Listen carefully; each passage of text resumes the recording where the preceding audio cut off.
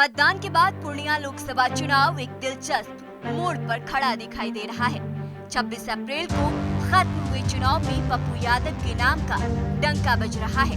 Purnia seat पर एक बड़ी बहस और खींचतान के बाद पप्पू यादव की हीरोइक एंट्री हुई थी। एक तरफ आरजेडी और कांग्रेस महागठबंधन में शामिल होने के बाद भी पप्पू के नाम पर किसी ने विचार नहीं किया। इस दिल तोड़ने वाली बात पर पप्पू यादव जार होकर रोए और उसके बाद खुद को निर्दलीय प्रत्याशी के रूप में नामांकन कर दिया। नतीजा ये निकला कि पूर्णिया में त्रिकोणीय मुकाबला हो गया, लेकिन पप्पू यादव की रॉबिन हुड की छवि ने शायद कुछ और ही गुल खिलाना था और शायद हुआ भी ऐसा ही। मतदाताओं में गरीबों के मसीहा और महामारी बाढ़ जैसी विविधताओं में उनकी जनता के साथ हुए जुड़ाव ने कोई और कहानी लिख दी है। परिणाम का तो पता नहीं कि जीत हार किसकी होगी, पर चर्चा ये है कि पप्पू यादव जीत रहे हैं और पूर्णिया से उनकी सीट की मांग भी शायद जायज है।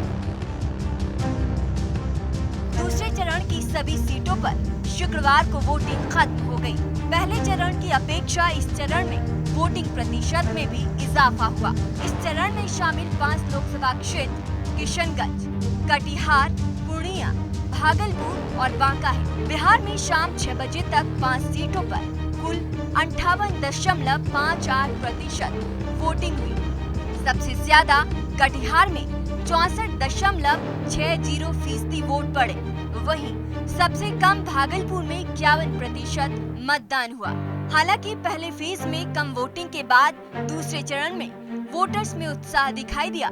लोकसभा चुनाव 2024 के पहले चरण में 48.23% ही मतदान हुआ, जबकि साल 2019 में 62.92% मतदान हुआ था। किशनगंज में साल 2024 में 64% वोटिंग हुई, जबकि साल 2019 में यहां पर 66.35% वोटिंग हुई थी। कटिहार में साल 2024 में यही वोटिंग प्रतिशत 64.60% रही, जबकि साल 2019 में 67.62% थी। इस बार पूर्णिया में 59.94% वोटिंग हुई, जबकि यही वोटिंग प्रतिशत साल 2019 में 65.37% रही।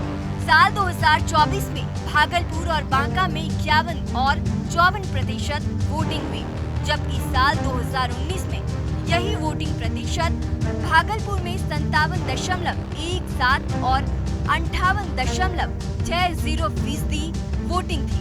इन आंकड़ों के सामने आने के बाद ये तो साफ हो गया कि इस बार मतदाता कहीं न कहीं अपने मतों का उपयोग करना नहीं चाहते। खैर, ये देखना बेहद मजेदार होगा कि पूर्णिया के त्रिकोणीय मुकाबले पर जीत किसकी होगी।